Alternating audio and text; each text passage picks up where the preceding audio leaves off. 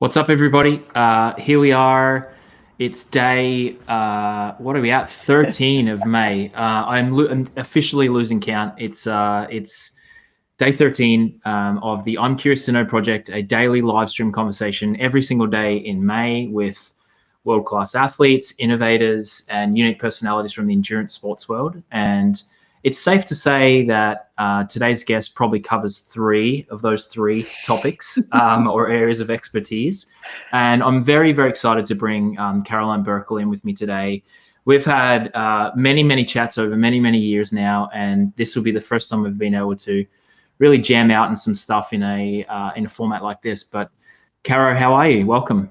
Yes, thanks for having me. I'm great. When you're saying what day is it, I'm over here like, okay, today is I think day 60 of quarantine because the beach is opened in Southern California. And so it's a There you big go. landmark for us. This morning we went to the ocean. So I'm feeling good. We started the day off right. It was pretty awesome.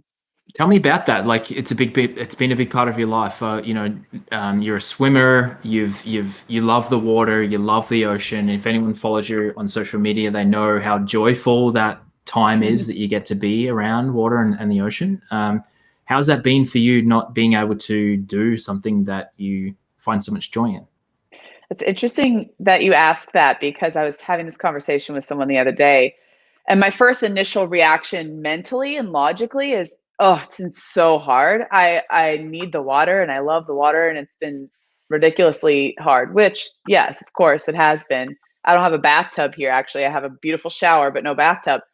Um, but I'm learning that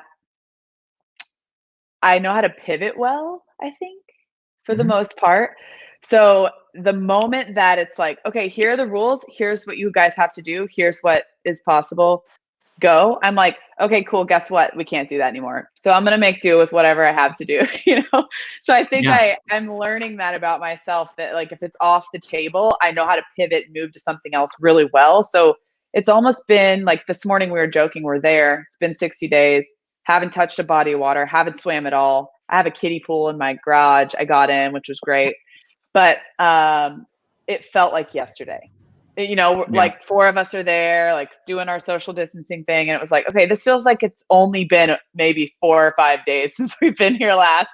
So it's like when you can pivot well and you go to that other direction, I felt like it was a little bit easier to handle. But yeah, I'm not gonna Yeah. lie, I miss it. Yeah, I understand. I think the most positive people that I've noticed in this time are the ones that you describe. The people that can pivot, can understand Mhm. that like they can only control what they can control. There's no point in you sitting around for 60 days saying, "Oh, I can't go in the water today." Like that's not going to serve you at all. So to be able to Right. find things that you can control and make the most of things, I think is a sign of someone who can kind of adapt. And as you say, like adaptability seems to be a strength of yours. I want to talk a little bit about how we first met. I was at Lululemon at the time. I can't remember. I was trying to rack my brain who introduced us. We had a great call. You were just launching Rise and kind of doing your thing and thinking about what you might, take on in your post-athletic career. I was kind of new in my role, and I was like, I don't know what that conversation was, but I remember it being full of energy, full of enthusiasm, and I thought to myself, like, whatever happens, I know that we'll stay in touch, and she'll also be successful with whatever she takes on. So that's my recollection of that particular call. Yeah, it's a beautiful compliment that you said that 'cause at the time, my recollection was I was nervous. I was scared shitless because I knew that what I was about to do and have a conversation about was really important. I think Deb Kosek introduced us maybe, Yep. or Yep. Duke, maybe Duke. I don't Maybe. remember specifically, but it was all in the same realm of people. But anyway, long story short, I remember having a ton of conversations with people, and yours really stuck out to me. But I was with Lulu for quite a while, a handful of years, traveling around different stores in different states and kind of being in community roles. Yeah. Um, and I remember as I was launching Rise, at the same time, there was this passion for me to also explore and just kind of like fork in the road, figuring out, do I want to really go this route and be a part of something that's already big, but I can contribute my skills to, or do I want to create this thing, with Rebecca from scratch and go out on this limb and try and figure out what the heck we're going to do and then how we're going to do it. And I remember the resistance there was intense for me. I was living in Santa Barbara. We had just opened Aviva, the showroom there. I branched from Lulu a little bit and kind of switched over and helped with Aviva, and I loved it. But it was time for me to make that decision. And so I ended up deciding to go full time with Rise, and you and I have stayed in touch since, obviously. Yeah. But that conversation was really empowering for me, because I do remember energy from people. I may not remember specifics of what the conversation's even about half the time, but I will remember the energy, which makes sense for how the rest of my life has panned out, I guess. Yeah, totally. And I'm exactly the same. I remember the enthusiasm and the energy, as I say. And I think that, I don't want to skip too far ahead, because there's a big part of your journey that we should talk about. You were an outstanding swimmer. You were a US Olympian. You won a medal at the 2008 Olympic Games in Athens. I remember, well, this is similar. I don't remember the teammates that you had on your team, but I do remember cheering against you as an Aussie. As you know, everyone loves swimming, particularly at Olympics time. It's like that's where we win most of our medals. So it's a national sport over that 3-week period. So I remember vividly cheering against you, even though that I didn't know who it was. But I don't want to spend too much time on it, because there's so much more that you've achieved and done since then. But, I know that's probably a highlight for you, having had that experience. Yeah, it really honestly was. And one of my closest friends, Stephanie Rice, is an Aussie. And so that was such a beautiful race, just because we all have friends from these other countries that are succeeding as well. So you really have to embrace everything as it comes. And yes, we went in trying to get gold, and we got bronze, and that, it was super hard just mentally at that moment, but at the same time, what a cool experience. But Beijing 2008. Beijing. Yeah, which was really great. It was highlight, but I would have to say that there's some other parts of my career that nearly stand just as tall, as I start to reflect back more on it now, which is interesting that it's happening this far afterwards for me. But I think definitely the highlight. Yeah. What are some of those other moments, while we're on that topic? What are some of those things? Yeah. NCAA is my senior year, which was right before the games, like the spring before the summer of the games. I broke Janet Evans' 18-year-old 500 freestyle record, American record, and NCAA record. So that was like amazing, incredible, because I had been wanting that my entire career in sports, but I never really was very vocal about it. Like, I was just pretty quiet about it, but I knew that I wanted it. And that race, not only was it a great time, like, time on the scoreboard time, but it was a great time in general. I had a blast. It was probably the most like flow state of a race I've ever been in. Like, I don't remember it at all. And the only part that I remember was the last 50 meters. And I remember touching the wall and knowing that I could have gone so much faster. Like, it did not hurt as bad as I wanted it to. And I remember in that moment touching the wall, turning around and beating it by a second, being like, this has been standing for 18 years. No woman's ever done this. This is the greatest woman swimmer in history. And I'm still hungry for more. And I know that I can do more in this, so it's like this conflicting, like, I'm happy, but I'm also like, wait, I can do more, and I have these opportunities to do more. But then, of course, that's where the expectations set in, right? So you've got like this push-pull, like, I want to be grateful, but I'm also feeling this thing. So that was probably my other, amongst many, but that was probably my other my proudest moment. Yeah, I've heard that a lot, actually. Like, those moments of flow state for some athletes are actually somewhat disappointing, because as athletes, we get so used to feeling the feelings, how hard it is, how much it hurts, the emotions, and then all of a sudden you get in this flow state where it becomes effortless, and it kind of, it allows you to achieve a level that you haven't achieved before, but you also miss out on some of the actual feelings and emotions of that experience, like you're describing. So it's not the first time I've heard that. Tell me about the last 50 meters. What's going through your head? What do you remember from that? Like, was it technique based? Is it like you're doing it? Like, what were the feelings that were coming, or the thoughts that were coming into your head at that time? I think that I knew I was in the lead by quite a bit. And I saw, so, in swimming, it's like you can see your team on the side of the pool. At NCAAs especially, they're just, at international meets, you can't go on deck. It's a clean deck, like you can't go on deck. So it's harder to gauge your progress in a race because you literally cannot see anybody except for the pool. And the stands, of course. But like at NCAAs, you can make out faces and people, like even when you're going fast, like you can still see it. And I remember just the entire team was like jumping as high as possible, like just, dozen women, and then obviously other teams and stuff, but just like going crazy, like, arms everywhere, like, and I'm like, I must be doing something. Yeah. I know that I'm feeling good, but I must be on pace for something. And I wasn't and I say this on a lot of podcasts and interviews and things, like I was not a times athlete. I did not know my splits, my times. I did not do anything strategically in that way. My strategy was feeling and how I felt. And so I can gauge it off of that. And so in that moment, I felt like I knew it. I felt together. Like I felt like I knew that I was going to do something incredible. Like it was just this feeling that comes over me. And I think I have the ability to tap into that quite well. But I had no idea where I was, like time wise, not a clue. But I think I can feed off the energy of the people, and off the energy of myself, and off the energy of kind of knowing where I was in the pool in my race and how my body felt to know that I was there. So it's just this fluid, confident feeling. And that's all I really know. I didn't even know how to describe it because I barely remember any of those moments, I knew I had a lot of energy left. I was like, wait, what? I only have a 50 left. Like I should have tried harder, like 200 to go. Did you wonder if did you wonder if you'd missed a lap? Did you get to the end? You're like, did I stop too soon? That.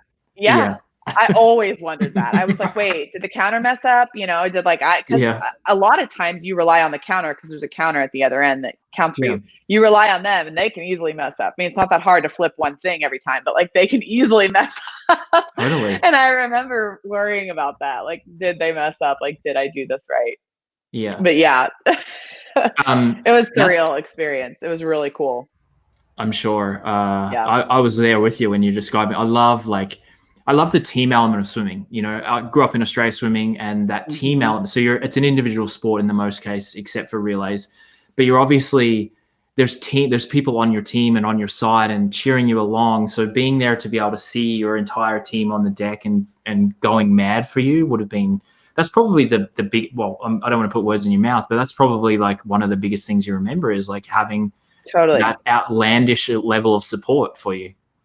Yeah, I barely remember anything other than the people and the energy from any experience that I've been in, really, in any experience, swimming and beyond. I don't know details for that, which, I guess some could argue isn't the best. I mean, if you don't remember specific details, then it's like, did you do it?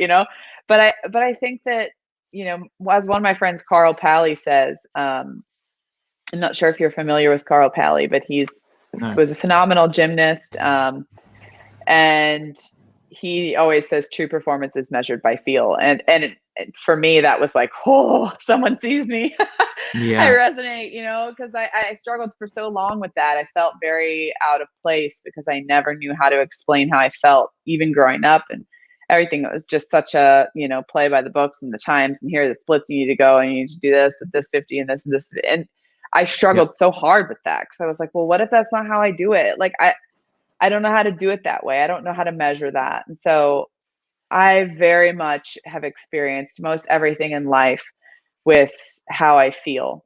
And that's gotten me into some trouble in some ways, because it can, become a distraction and worrying a little bit too much about what other people think about you because you feel for the most part. But Yeah. it's a superpower in the Yeah. other way. Yeah. So you talked about swimming, you talked about beyond. I want to now talk about the beyond. I want to talk about how that feeling that you have and that gut reaction and your ability to have that sense has translated to your entrepreneurial journey, where what I equate that to is growth, revenue, numbers, this, that is the split times and the sets and the workouts.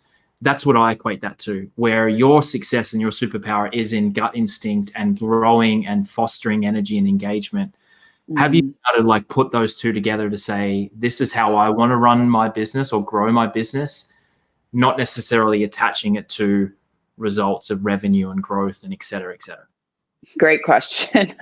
Well, this is why my business partner and friend, who I've known forever, Rebecca Soni, Olympic medalist, like I think she has 8 medals maybe or something insanely awesome like that.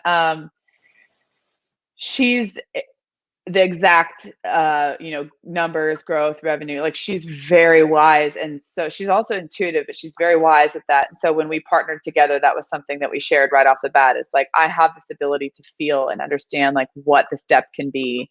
And then we can like compartmentalize it and put it into this like business style plan, which has been a blessing. It's been a huge blessing. But I have definitely had a harder time with numbers and like any sort of like monthly progress report listings that we do. I'm just like, I have to read it like 6 times because I'm like, okay, well, let me break it down first. Like, what did I feel we did well during this time? Like, what did I feel that we accomplished as a community, and what mentors did we get to, feel connected with, and what new athletes and parents and coaches and people and community did we bring in and cultivate, because that's the way that I structure things. So if I can understand that first, it helps me understand the second part, which doesn't have to be second, but the other part, which is the growth, the revenue, the numbers, the statistics.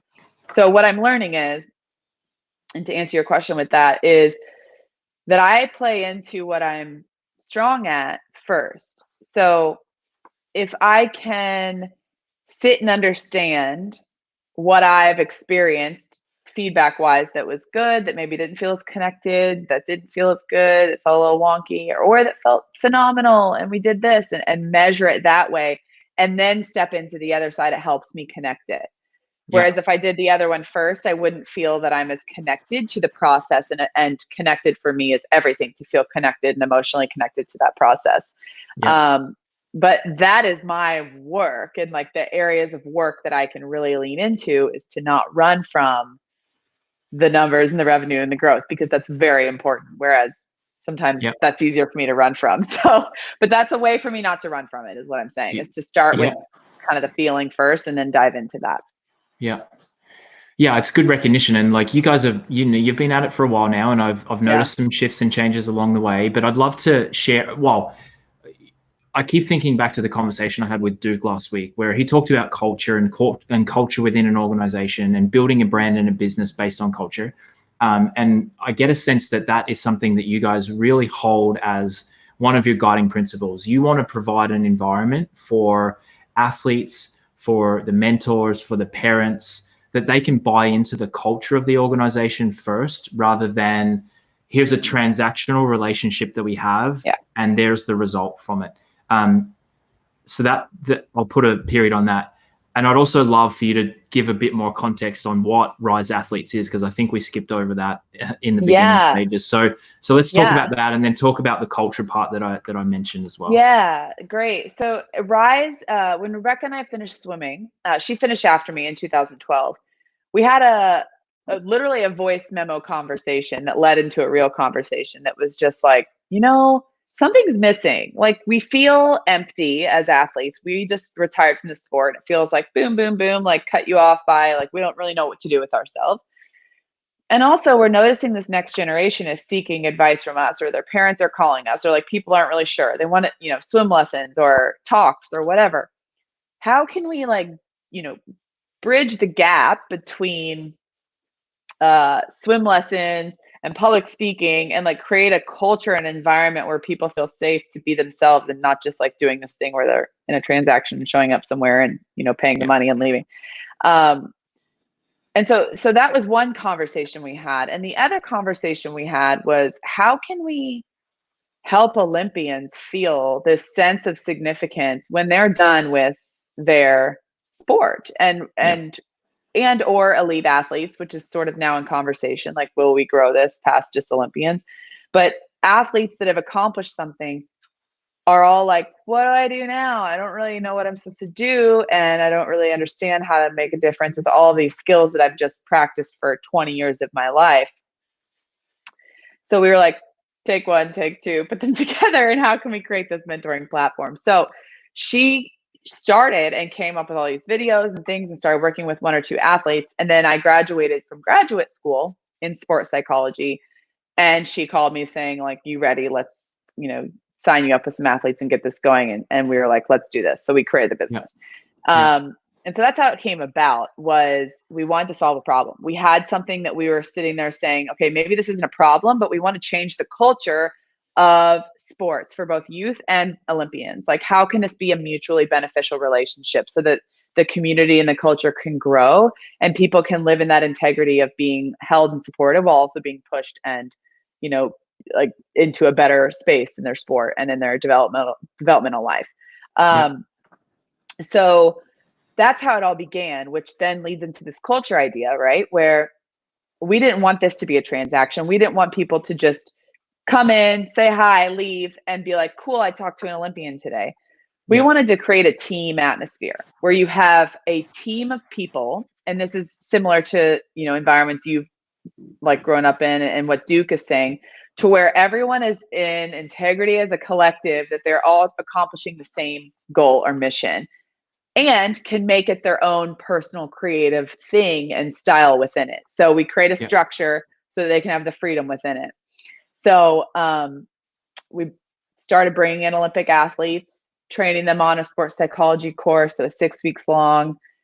That paired with their experience, then they can go off and mentor youth athletes age 13 to 18. So some Olympians, we have about 20 Olympians now that are active, and some of them have 18 to 20 athletes, and some of them have 2, you know, just depending on their lives outside of what Rise is.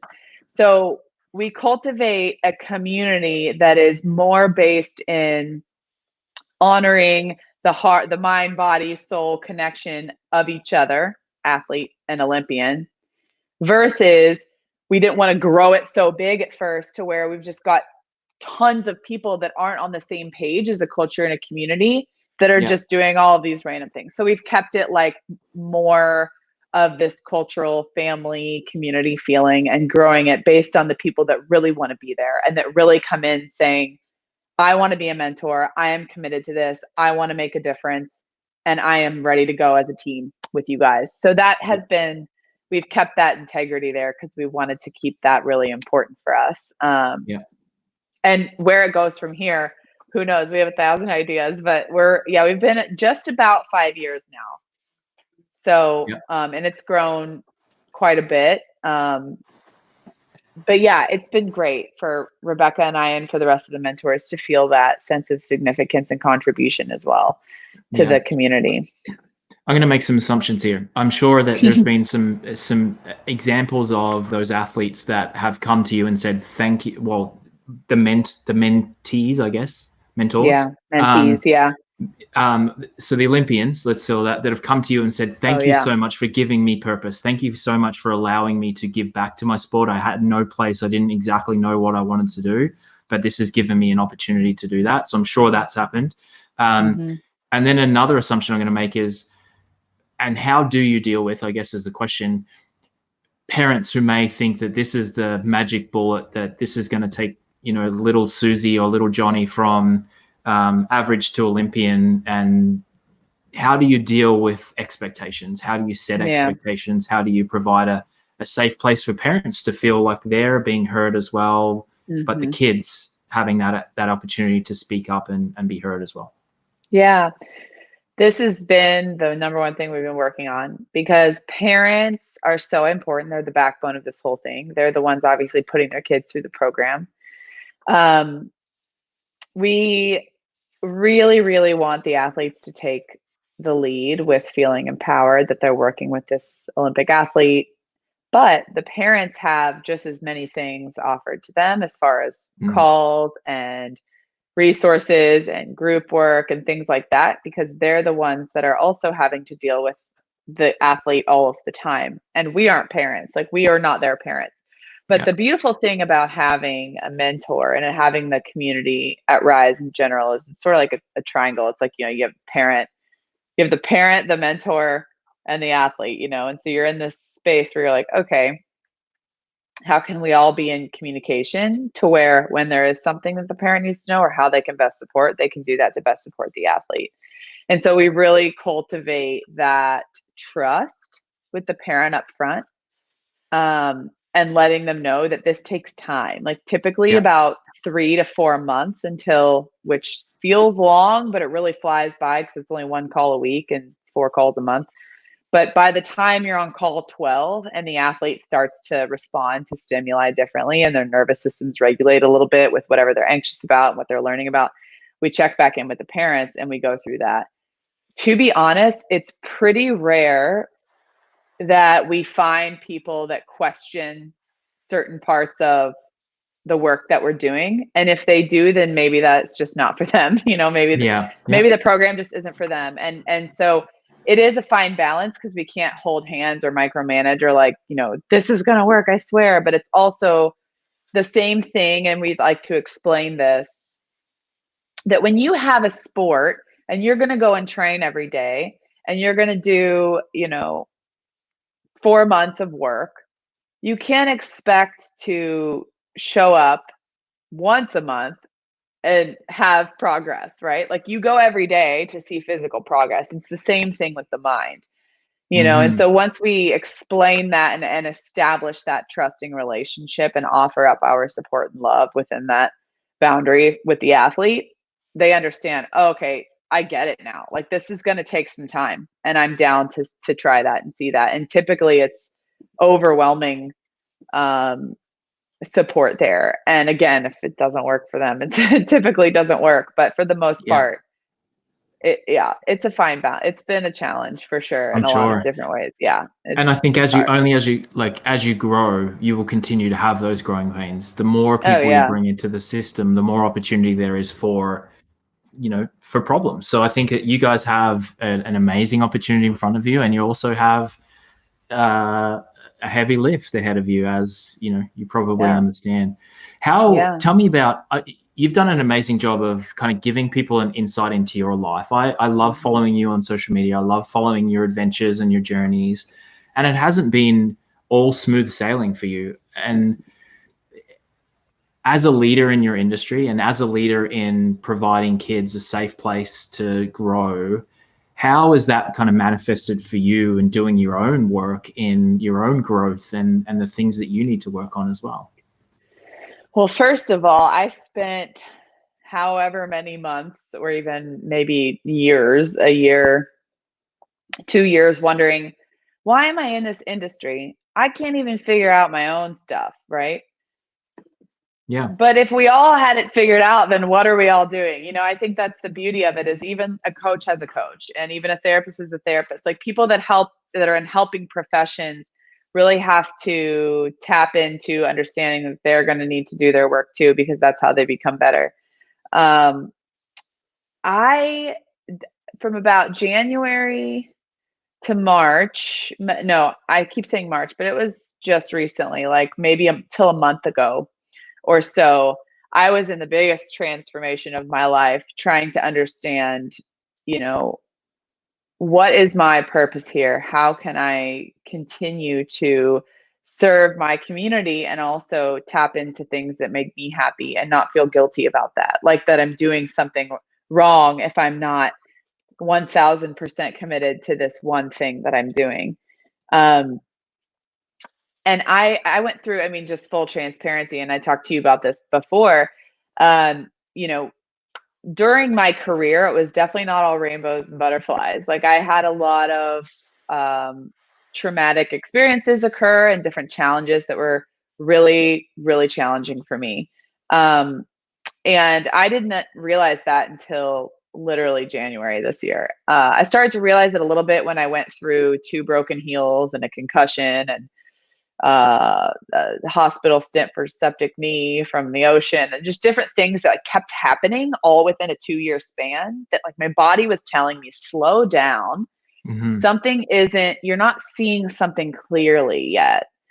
So it's like my body told me first, and then come January this year, it was just like smack in the face of what have you left unhealed that is hindering you from being better at what you can do in your life, that is stopping you from being your best version of yourself as you move forward with your career with Rise, with the art that you're making, as a friend, as a daughter. It's like whatever, like all of these things came at me like, why have I been running from this pain and from all of these things? And I held so much shame inside of me. And it was a dark couple of months. I mean, there were some days when I could hardly get out of bed. I didn't leave my house. Like I was in quarantine since January, to be honest. Like I've been in quarantine since January personally. And so I don't even remember what your question is now specifically, but it was a really dark time for me. And I think I had gone through a transition right when I finished swimming in 2010. That was exactly as dark, but in a different way. That was I'm done. I just have a loss. It's like a big breakup, from like multiple things. And now I don't know what to do. Yeah. And so I'm going to keep running until I find it. And I'm going to keep proving myself until I find it. I'm going to keep making sure I please everybody until I find it. And I'm going to keep making sure I move until I find it. And before I knew it, I was in 7 different cities, 4 different states. Like, I was living everywhere trying to figure out and find myself. And for what it's worth, I was doing the things that I wanted to do, but I was running. And I was running because something didn't quite sit right with me that I was running from, that was painful within my life. So, it's like so much more dense than probably what we could even cover in 5 hours. But I guess the nutshell of it is that what you don't stop to work through will eventually show up in another context in your life and show up again. And it couldn't be more true. Like, it has been the most challenging time of my life to grieve a life that I once had, and that, that I want to include in my life now, but that I am no longer. And that I don't have to be loved and to be successful. And so, as you can imagine, that can be challenging when you also own a business where you are putting your heart and soul into something you are so passionate about, while also trying to formulate a new identity for yourself. Yep. And so, Well, I appreciate you sharing. No, I appreciate you sharing that, because I know it's not easy, and I know that there's a lot of nuance in there, and there's a lot of things that we can't talk about. But I also understand that there's probably people who are listening, and there's parts of as you're talking, there's parts of my self that I'm like, what do I need to deal with? And I think we all have versions or elements of that in ourselves. So I would love to make it kind of actionable based on your experience. Like, if someone is listening to this, so this is 2 parts. If someone is listening to this and they're like, you know what, I feel something when you talk like that and you share your story, what would be your recommendation to that person? And I know that you're not, you've got your degree and you've got all those things, but what would be your advice to that person? And it could be as simple as like, stop running and start listening, but I'll turn it over to you for that part. Yeah, I think it's a heavy dose of introspection and inquiry with yourself. And that isn't just I'm going to journal and figure out like, or go off some writing prompts and figure out, what I've been running from in my life. It's patterns. And that's my number one thing that I've been really working through with myself and with understanding all of this is what patterns have you, like, if you go back into your life 20 years ago, right, without reliving the past and trying to like, ruminate on it and dwell on it, but also knowing that your nervous system is responsible for holding a lot of it that isn't necessary. That's not a bad thing, right? Because you've done what you've done up until now based on your responses, right? Mm-hmm. But that doesn't mean that the thing that made you really good all of those times can't be something that you say, okay, how can I use that and maybe flip it and put it into my new life, right? Or use it as a positive thing. So as an example, something that I decided to look into was what has been my pattern as far as the running away is. Why do I want to keep hiding or like running? Or why can't I sit and understand myself? And so all of a sudden it became apparent to me that I've had this whole people pleasing thing, or that in order for me to be loved or to be successful, I have to prove it through something. And it has to be proven through something else. I don't know that in my soul that if I just sat here all day and stared at a white wall, that I would be loved and I would feel successful. Now, that's right. That's what made me good, because what made me good was like, I know I'm better than that. I'm going to do that and I'm going to go do it and I'm going to get it done and I'm going to achieve and I'm determined. And I can still have that now and also know that if I sat here and stared at a white wall, I'm worthy and that I can be loved and that I'm enough. And so it's understanding how the patterns have gotten you where you are and seeing that that may not serve you in one realm. So for me, it doesn't serve me in the self-worth and in the self-love area. It can serve me in creating Rise and making art and doing these things and like wanting to have this business model and blah, blah, blah. But it doesn't serve me when I'm like, okay, now I need to do all these things because I need to be loved here. Like, or like, who's going to love me? Who's going to care for me? Who's going to see me? How can I do that? Right. I don't need to run away to be seen. I can actually sit here and still be seen and start to use my voice and learn how to speak. So there's a lot of layers in that. But again, it's just reflecting on patterns. And I think I have a coach, trauma-informed therapist, Sarah Baldwin. She's incredible. And she's really helped me break down some of my patterns and how, they don't serve me in certain areas and they serve me in other areas. So that's okay to compartmentalize those and to understand like, okay, doesn't serve me in self-worth and love and trying to have relationships that last and things that are beautiful, but it serves me in creating XYZ. Okay, good. I can compartmentalize those things. That's really hard for me to do because I'm very tunnel vision. And once I get into that mindset, I'm gonna go until I stop. So it's really getting introspective with yourself and not being afraid to go there, not being afraid to really see what angers you and go off of that anger, because underlying the anger and frustration is something that's unmet and an unmet need in yourself that you have to like really dive into and see that what that pattern is. Yeah. Once again, I appreciate you sharing. I think it's amazing advice, and I think that there's a lot that can be said for working with professionals as you are. Like, this isn't kind of something that we're advising people just to go home and do this for themselves and not have guidance and support. And I'm going to also make another assumption to think that this can only be a positive for your business. So the ability for you to be able to add another layer of depth to your understanding and skill set is going to be of benefit to the next generation of athlete, which I can only applaud you for. You're doing some really difficult work to dig into your own personal beliefs and understandings.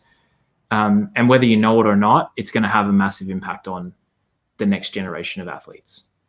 Well, thank you. At first, like I was saying earlier, I was like, well, if I'm doing all this work and going through this, like, should I even like, is it worth it to work with other people, or do I need to like figure all this out first? And the answer is no one has it figured out. And also sharing experiences. Like I have athletes that I will sit on the screen with, and when we do the how are yous, I say I am great, and I'm also had a hard day yesterday and I worked with my coach on it and it was awesome. And they earn trust in me, because once you learn, obviously, I have a lot of like training and no projection while you're like obviously on calls and like learning about other people and having it be about them.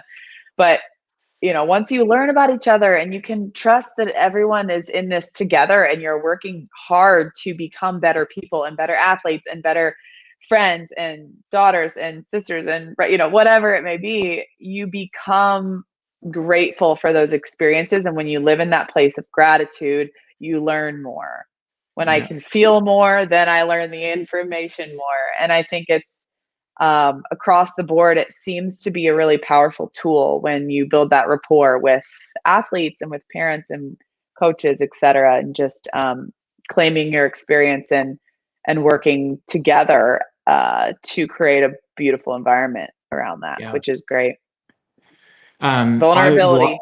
That's a superpower in itself. Like the humility and the vulnerability that you have shown in this 40 minutes and that I've seen in you over time is incredible, and I applaud you for it, because it's not easy to put yourself out there like that. Yeah, I think I've been very scared to do it for a very long time, but I'm starting to realize that if that's something that I'm almost in pursuit of, that it's the same thing I've been in pursuit of anything else. Like I want to feel committed to that. And I want to feel that I'm giving my best self and showing up to that conversation and hard conversations and challenging conversations with the ability to open up and be vulnerable, but also be willing to know that I am here on this planet learning and a student of everything. Like, you know nothing. The more you know, the less you know. Like you start to realize, like, I'm so curious and I want to live in that space of curiosity, which I think goes hand in hand with vulnerability. When you're vulnerable, you become curious about the world and about different things and how other people feel and how you feel, and learning how to keep that boundary and understand that while staying curious is a really powerful tool. And it helps me with my art, and it helps me with my work and my friendships and relationships. So still learning everything.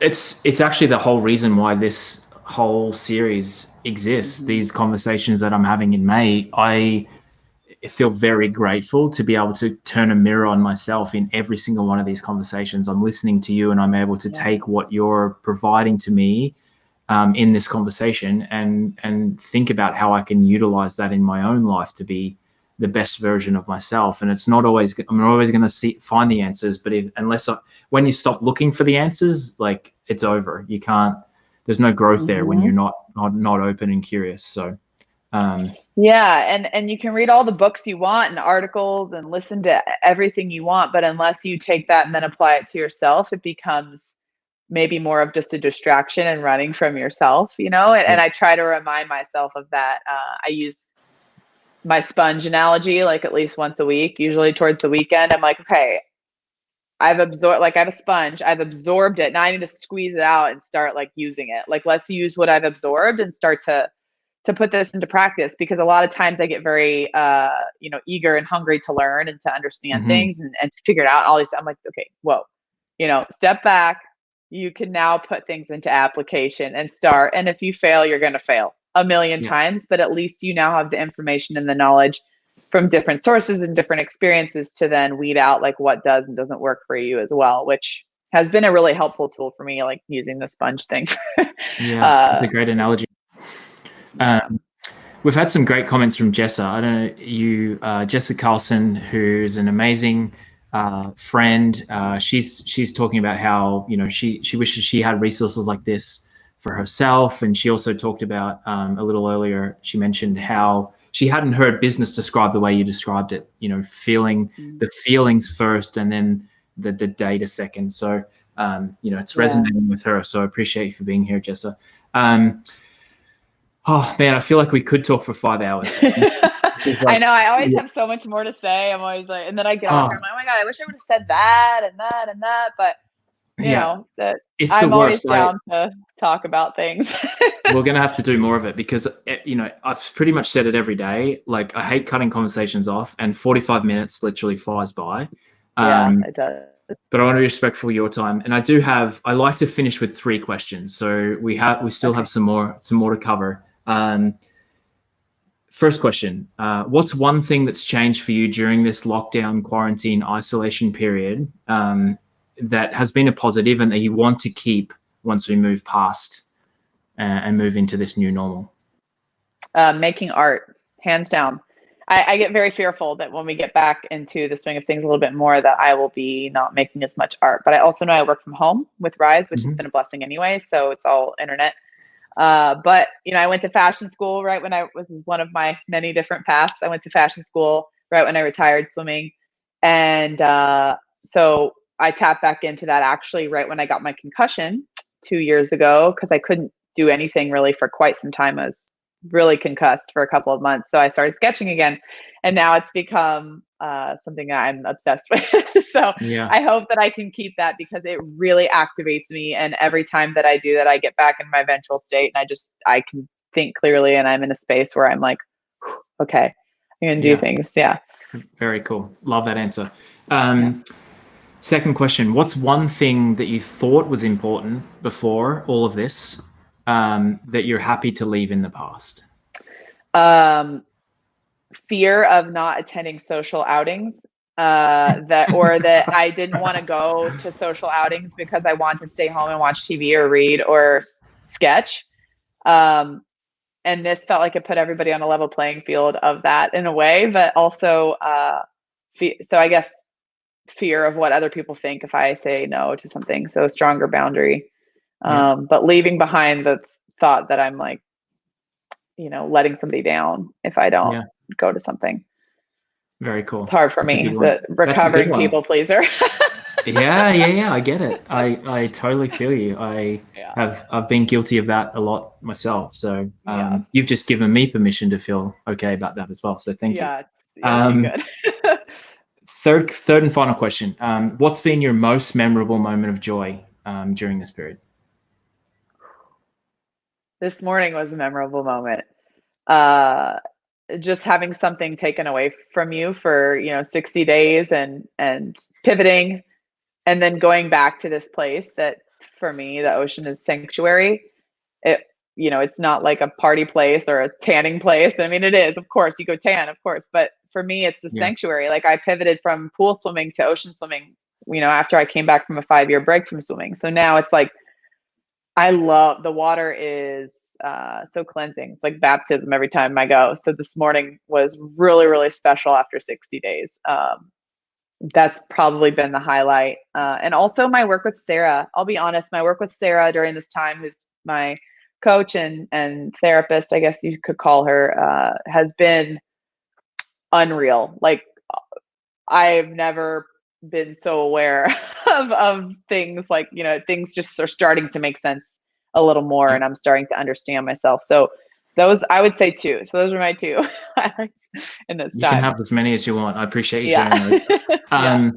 This has been really insightful, and it's been an honor to be able to have this conversation with you. And I really appreciate you sharing with me. And I can see there's this amazing unearthing and growth and whatever happening right before our eyes. So I'm stoked to follow that journey for you as well. Thank you. Yeah, I'm just working on being me at this point. I can't make everybody happy, and so I'm learning that I am enough in that space, which is, oddly enough, the hardest thing I've ever done. Harder than any race I've ever done. Harder than any pain I ever felt, like emotionally or anything. But it's hard unlearning things, that's for sure. So I really appreciate this. This has been awesome, and you're a blast to chat with. And I like the questions that really bring about a little more introspection. So it's awesome. Yeah, pleasure. Thank you. And we're all cheering for you too, just so you know, whatever that's worth. And if that helps, I'm wind at your back. We're all cheering you along. So thank you. You're awesome. Thank you. And I know we'll do it again soon. Okay. Perfect. All the best. Bye. Bye.